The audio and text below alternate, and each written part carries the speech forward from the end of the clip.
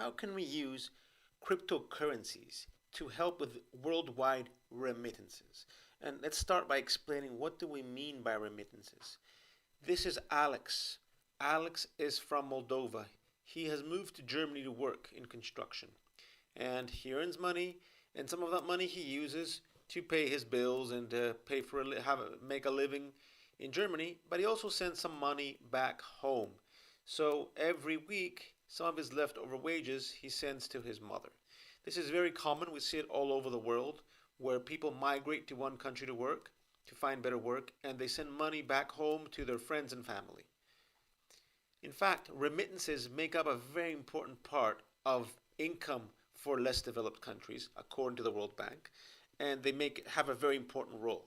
However, we have problems with remittances, and one of the main problems is, well, we usually transfer money through banks, like in this example here. The problem is, though, a lot of people in less developed countries do not have access to a bank. They do not have credit cards. They're not allowed to have a bank. They're not allowed. So what do?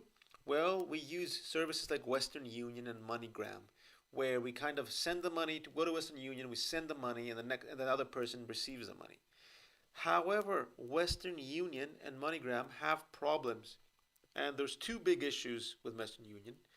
For starters, take a look at the fees.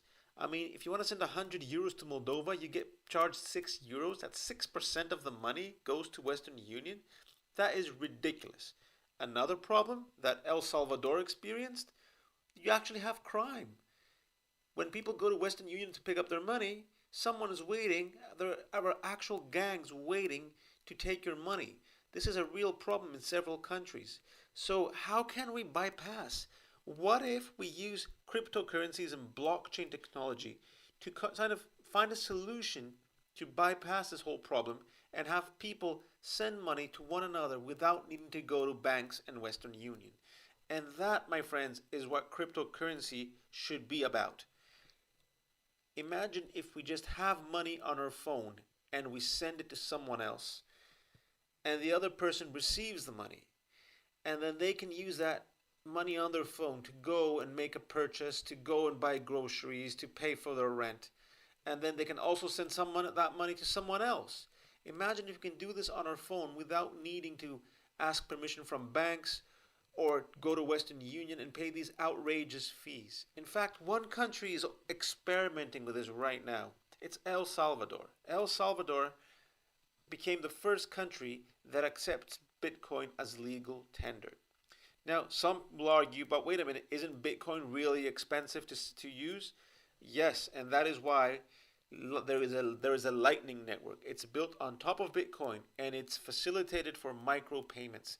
So people in El Salvador can make small payments to one another, whether they want to buy groceries, they want to buy coffee, whether they want to have little expenses. So someone from the US could send the money over.